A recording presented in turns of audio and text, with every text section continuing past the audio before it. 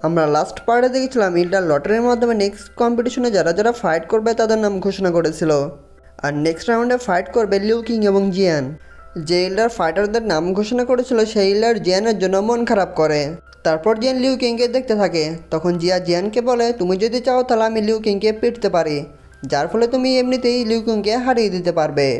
তখন জিয়াকে বলে, তুমি চুপ করো শয়তান মেয়ে। তখন জিয়ান তার ফ্রেন্ডদেরকে বলে, তোমরা আমার উপর ভরসা রাখতে পারো, আমি এই ম্যাচ কখনোই হারবো না। জিয়ান এবং লিউ কিং এর মধ্যে ফাইট হবে দেখে লিউফি অনেক খুশি হয়ে যায়, কারণ লিউফি অনেক আগে থেকে চেয়েছিল লিউ কিং এবং জিয়ানের ফাইট হতে, যাতে লিউ কিং জিয়ানকে পিটতে পারে। তারপর লিউ কিং ফাইট করার জন্য ব্যাটেল এরিনার মধ্যে আসে এবং জিজুনোর জিয়ানকে বলে, আমি জানি তুমি ভালো করেই ফাইট করতে পারবে। তখন জিয়ান জিজুনোরকে টেনশন করতে মানা করে এবং সেও ব্যাটেল এরিনার মধ্যে চলে যায়। তখন লিউ কিং জিয়ানকে বলে, আমার মান সম্মানটুকু রেখো, কারণ তুমি যদি ফাইট না করে আমার সাথে হেরে যাও তাহলে আমার মান সম্মান নষ্ট হয়ে যাবে। তারপর দুজনই তাদের তরবারি বের করে এবং জিয়ান তার ফ্লেম ইউজ করে তার আশেপাশে একটি আর্মার ক্রিয়েট করে নেয়। তারপর জিয়ান তার তরবারি ইউজ করে লিউ কিংয়ের উপরে অ্যাটাক করে, কিন্তু লিউ কিং তার এক হাত দিয়ে জিয়ানের অ্যাটাকগুলোকে থামিয়ে দেয়। এটি দেখে লিউফি অনেক খুশি হয়ে যায় এবং বলে, এখানকার মধ্যে আমার ভাইকে কেউ হারাতে পারবে না। তারপর জিয়ান তার তরবারি ইউজ করে অ্যাটাক করে এবং তার তরবারি লিউ কিংয়ের দিকে ছুড়ে দেয়। তারপর লিউ কিং জিয়ানের তরবারিকে থামাতে চেষ্টা করে, কিন্তু লিউ কিং এই তরবারি থামাতে অনেক কষ্ট পাচ্ছিল। তারপর জিয়ান লিউ কিংয়ের পিছনে এসে তার ফ্লেম দিয়ে লিউ কিংকে অ্যাটাক করতেই যাচ্ছিল, কিন্তু তখনই লিউ কিং জিয়ানকে দেখে ফেলে। তখন লিউ কিং জিয়ানের তরবারিকে ছেড়ে ফ্লেম ইউজ করে জিয়ানকে পাঞ্চ মারে। তখন তাদের পাওয়ার একে অপরকে ধাক্কা দিয়ে পিছনে সরিয়ে দেয়। তখন লিউ কিং জিয়ানকে বলে, তুমি অনেক স্ট্রং, বাট আমার চেয়ে বেশি না। তারপর জিয়ান তার পাঞ্চ খেয়ে আরও চার্জ করে, আর এই চার্জের কারণে লিউ কিং পিছনের দিকে সরে যায়। তারপর জিয়ান লিউ কিংকে বলে, আমাদের মধ্যে কি এখন সিরিয়াস ফাইট হবে? তারপর লিউ কিং একটি ইভিল হাসি দিয়ে তার অরা বের করে এবং জিয়ানের দিকে অ্যাটাক করতে যায়। তারপর লিউ কিং এবং জিয়ানের মধ্যে on base on combat fight শুরু হয়। তাদের ফাইট অনেক আইকনিক লেভেলে চলতে থাকে এবং তাদের ফাইট দেখে মনে হচ্ছিল দুজন বড় বড় ফাইটার ফাইট করছে। তারা দুজনে অনেক স্পিডে ফাইট করছিল এবং বেশি স্পিডের কারণে সেখানকার সবাই দেখতেই পায় না জিয়ান এবং লিউ কিং কোথায় ফাইট করছে। তাদের মধ্যে এভাবে ফাইট চলতে থাকে এবং জিয়ান মনে মনে বলে, আমি লিউ কিংকে এভাবে কখনোই হারাতে পারবো না। তখন লিউ কিং জিয়ানকে বলে, তুমি দাঁড়িয়ে গেলে কেন? তোমার কাছে কি ফাইট করার জন্য আর এনার্জি নেই? এটি বলে লিউ কিং জিয়ানের উপর অ্যাটাক করে দেয় এবং জিয়ানকে অনেকগুলো পাঞ্চ মারতে শুরু করে। জিয়ান সেখানে দাঁড়িয়ে দাঁড়িয়ে তার আর্মারের কারণে লিউ কিংয়ের অ্যাটাক থেকে বেঁচে যাচ্ছিল, কিন্তু লিউ কিং কোনো কিছুই মানে না এবং জিয়ানের উপর অ্যাটাক করতে থাকে। তখন লিউ কিং জিয়ানকে বলে, আমিও দেখছি তোমার আর্মার কতক্ষণ পর্যন্ত টিকতে পারে। লিউ কিং জিয়ানের উপর অনেকগুলো অ্যাটাক করার কারণে জিয়ানের আর্মার কিছুটা উইক হয়ে যায়। এটি দেখে লিউফি অনেক খুশি হয় এবং মনে মনে বলে, জিয়ান এখন হেরেই যাবে। তখন লিনজিয়ে বলে, আমরা জানি জিয়ান অনেক বেশি পাওয়ারফুল, কিন্তু লিউ কিংয়ের সাথে ফাইট করা জিয়ানের জন্য একটু কষ্টই হয়ে যাচ্ছে। অন্যদিকে লিউ কিং জিয়ানের উপর ক্রমাগত অ্যাটাক করেই যাচ্ছিল এবং বেশি অ্যাটাকের ফলে জিয়ানের আর্মার ক্র্যাক হতে শুরু করে। কিন্তু তখনই লিউ কিংয়ের অনেক পাওয়ারফুল অ্যাটাকের কারণে জিয়ানের আর্মার সেখানেই ভেঙে যায়। কিন্তু তখনই আমরা জিয়ানকে দেখতে পাই, জিয়ান এতক্ষণ ধরে angry with the lotus mix করছিল, আর এজন্য জিয়ান তখন থেকে লিউ কিংয়ের অ্যাটাকগুলো ডজ করার চেষ্টা করছিল। তারপর লিউ কিং যখন জিয়ানের উপর অ্যাটাক করতে যাচ্ছিল, কিন্তু তখনই জিয়ান তার angry with the lotus Liu কিংয়ের উপরে ছেড়ে দেয়। তখনই লিউ কিং নিচে নেমে যায় এবং ডিফেন্স করার মুডে চলে আসে। তারপর angry with the lotus Liu কিংয়ের গায়ে লেগে যায় এবং সেখানে অনেক বড় ব্লাস্ট হয়। তখন লিনজিয়ার ফ্রেন্ড বলে, জিয়ান অনেক পাওয়ারফুল লোটাসের স্কিল শিখে ফেলেছে, আর এটি সেই অ্যাটাক, আর এই অ্যাটাকের ফলে সেখানে বেশি ক্ষতি হবে না তো? তখন লিনজিয়া বলে, জিয়ানের দলিংয়ের পাওয়ার অনেক বেড়ে গিয়েছে, তাই জিয়ানের অ্যাংরি উইথ দ্য লোটাসও পাওয়ারফুল হয়ে গিয়েছে। সেখানে অনেক ধোঁয়া ছড়িয়ে পড়েছিল, এর জন্য তারা সেখানকার কেউই দেখতে পায় না লিউ কিং কোথায় আছে এবং লিউ কিংয়ের অবস্থা কেমন। তখন জিয়ান লিউ কিংকে খুঁজতে থাকে এবং লিউ কিং সেই দোহার মধ্যে থেকে বের হয়ে আসে।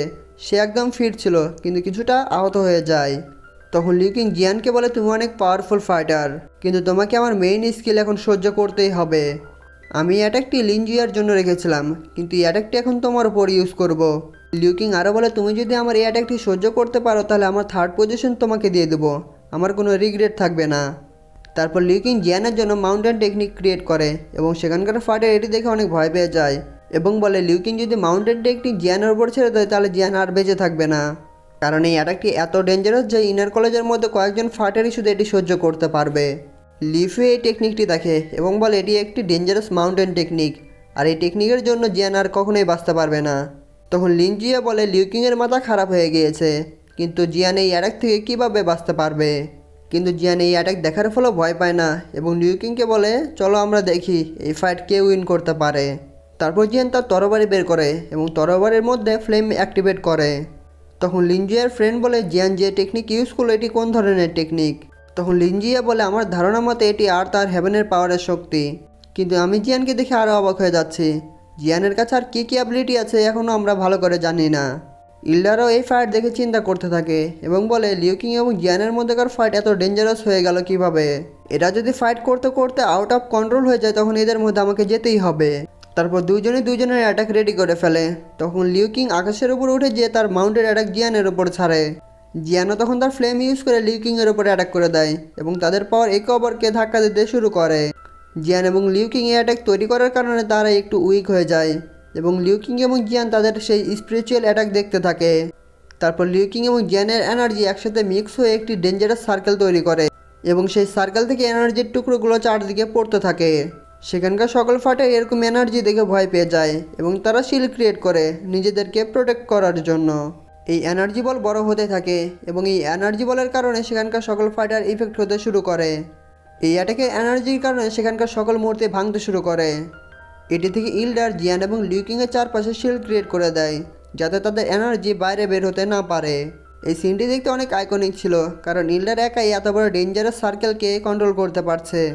ফার্স্ট ইল্ডারের এনার্জির কারণে সেই সার্কেল বল ধীরে ধীরে ভ্যানিশ হতে শুরু করে, কিন্তু সার্কেল থেকে এক ফোঁটা এনার্জি মাটিতে পড়তেই যাচ্ছিল, কিন্তু তখনই সেখানে জি জুনিয়র চলে আসে এবং জিয়ানকে প্রোটেক্ট করে। এই এনার্জির কারণে সেখানে অনেক বড় ব্লাস্ট হয়ে যায়, কিন্তু জি জুনিয়র জিয়ানকে বাঁচিয়ে নেয়। কিন্তু এই এনার্জি ব্লাস্টের কারণে জিয়ান অনেক আহত হয়ে যায়। অন্যদিকে লিউকিংও এই এনার্জির কারণে অনেক আহত হয়ে যায় এবং জিয়ান এবং লিউকিং দুইজনই সেখানে অজ্ঞান হয়ে যায়। দুজনেরই জ্ঞান ফিরে আসছিল না এবং জি জুনিয়র জিয়ানের জ্ঞান ফিরে আসা না দেখে অনেক টেনশন করতে শুরু করে। তখন ইল্ডার সেখানে আসে এবং বলে, ফাইট করার সময় আমি দুইজনের বডিকে সিল করে দিয়েছিলাম, এই জন্য তারা অনেক আহত হয়ে যায়নি। তখন লিনজিয়া বলে, এই ফাইট ছিল ইনার কলেজের সবচেয়ে ডেঞ্জারাস ফাইট। তখন ফার্স্ট ইল্ডার সাধারণ ইল্ডারদেরকে বলে, এই দুজন কিছু সময়ের জন্য কমাতে চলে গিয়েছে। তখন সেই দুজন ইল্ডার বলে, তাহলে এই ফাইট কে উইন করলো? তখন ফার্স্ট ইল্ডার বলে, এই দুইজনে এই ম্যাচ উইন করেছে। তখন ফার্স্ট ইল্ডার বলে, এই কম্পিটিশনে এই দুইজনে উইন করে ফেলেছে এবং তারা কমাতে যাওয়ার কারণে তারা টপ 10 পাওয়ারফুল ফাইটারের মধ্যে চলে এসেছে। এটি শুনে লিনজি একটু মন খারাপ করে এবং মনে মনে ভাবে, জিয়ান এবং লিউকিংয়ের সাথে আমার আর ফাইট করা হলো না। তখন ফার্স্ট ইল্ডার ইনার কলেজের আরেকটি নিয়ম বলে, আর এই নিয়মটি ছিল ইনার কলেজের টপ 10 পাওয়ারফুল ফাইটারের মধ্যে যারা আছে তাদেরকে যারা এই কম্পিটিশন অংশগ্রহণ করেনি তারা চ্যালেঞ্জ করতে পারবে। তখন সাধারণ ফাইটাররা ভাবে এরা সবাই টপ 10 পাওয়ারফুল ফাইটার, তাই এদের সাথে কে আর পাঙ্গা নিতে আসবে। তখন জি জুনিয়র জিয়ানের জন্য টেনশন করতে থাকে এবং জিয়ানকে বলে, তুমি আমার আরেকটি সাইড দেখতে চেয়েছিলে আর এখন সেই সময়ে চলে এসেছে আমি কতটা পাওয়ারফুল তোমাকে দেখার। তখন জি জুনিয়র দাঁড়িয়ে যায় এবং ফার্স্ট ইল্ডারকে বলে, আমি লিনজিয়াকে চ্যালেঞ্জ করতে চাই। এটি শুনে সকল ফাইটাররা অনেক অবাক হয়ে যায় কারণ লিনজিয়া লিউকিংয়ের থেকে অনেক বেশি পাওয়ারফুল। এটি শুনে লিনজিয়াও অনেক অবাক হয়ে যায়, কিন্তু জি জুনিয়র লিনজিয়াকে যখন চ্যালেঞ্জ করেই ফেলেছে তখন লিনজিয়া মাঠে চলে আসে। তখন লিনজিয়া জি জুনিয়রকে বলে, আমি যদি কোনো মিস্টেক করে থাকি তাহলে আমাকে বলতে পারো, আমি এটি রিমেক করে নেব, কিন্তু হঠাৎ করে তুমি আমাকে চ্যালেঞ্জ করেছো, আমি কিছুই বুঝতে পারছি না। কিন্তু জি জুনিয়র কোনো রিপ্লাই না দিয়ে সোজা লিনজিয়ার উপর অ্যাটাক করে দেয়। তখন লিনজিয়া সেই অ্যাটাকগুলো থেকে ডিফেন্স করতে চেষ্টা করে, কিন্তু লিনজিয়া ডিফেন্স করতে পারছিল না। জি জুনিয়রের অ্যাটাকের কারণে লিনজিয়া পিছনের দিকে সরে আসে। তারপর তখনই জি জুনিয়র তার ব্লেড দিয়ে লিনজিয়ার উপরে অ্যাটাক করে দেয় এবং লিনজিয়া জি জুনিয়রের ব্লেড থেকে একটুর জন্য বেঁচে গিয়েছিল। এই ইনার কলেজে জিয়ার পরে যদি কোনো পাওয়ারফুল ফাইটার থাকে তাহলে 2 নম্বরে রয়েছে লিনজিয়া, কিন্তু জি জুনিয়র লিনজিয়ার উপর সহজেই অ্যাটাক করছিল। তখন লিনজিয়া তার তরবারি দিয়ে সেই ব্লেডগুলোকে ডজ করতে শুরু করে। তখন লিনজিও অনেকগুলো ব্লেড জি জুনিয়রের উপরে অ্যাটাক করে, কিন্তু জি জুনিয়র সেই ব্লেডগুলোকে এক হাত দিয়ে ডিস্ট্রয় করে দিচ্ছিল এবং এক হাত দিয়ে জি জুনিয়র লিনজিয়ার অ্যাটাকগুলো লিনজিয়ার উপরই ছেড়ে দেয়। কিন্তু এবার এই অ্যাটাকগুলো থেকে লিনজিয়ার বাঁচা অনেক কষ্টকর হয়ে যায়। তখন লিনজিয়া অনেক বড় পাওয়ারফুল অ্যাটাক তৈরি করে এবং অনেক বড় তরবারি ইউজ করে সেই অ্যাটাকগুলোকে ডিস্ট্রয় করতে চাচ্ছিল। লিনজিয়া তার অনেক বড় ব্লেড জি জুনিয়রের উপরে ছেড়ে দেয়, কিন্তু জি জুনিয়র তার এক হাত দিয়ে সে ব্লেডকে একদম ডিস্ট্রয় করে দেয় এবং তখনই জি জুনিয়র অনেক স্পিডে গিয়ে লিনজিয়ার গলার কাছে একটি ব্লেড ধরে। লিনজিয়ার কাছে অন্য কোনো উপায় ছিল না, তাই সে সারেন্ডার করতে বাধ্য হয়। এগুলো থেকে সেখানকার সকল ফাইটার অনেক অবাক হয়ে যায় এবং বলে, জিয়ানের সাথে সাথে জিয়ানের গার্লফ্রেন্ড অনেক বেশি পাওয়ারফুল। লিফি তো এটি থেকে বিশ্বাসই করতে পারছিল না জি জুনিয়র এত বেশি পাওয়ারফুল। তখন লিনজিয়াও বলে, আমি ভেবেছিলাম এই বছরের সবচেয়ে পাওয়ারফুল ফাইটার এসেছিল জিয়ান। লিনজিয়া আরও বলে, তোমার কাছে যত পাওয়ার আছে তুমি তো জিয়ানের সমান একদম। তখন জিজিনের বলে আমার র্যাঙ্কিং কম্পিটিশনের মধ্যে কোনো ইন্টারেস্টেড ছিল না এবং তোমার সাথে কোনো ঝামেলা নেই। তখন লিনজিয়া মনে মনে বলে জিয়ান কতটা লাকি যে জিজিনের মতো এত পাওয়ারফুল মেয়ে পেয়েছে। অন্যদিকে আমরা কয়েকজন পাওয়ারফুল ফাইটারকে দেখতে পাই যারা ঘোড়ার ওপর বসে কোথায় যেন যাচ্ছিল। আর এখানে এপিসোডটি শেষ হয়ে যায়।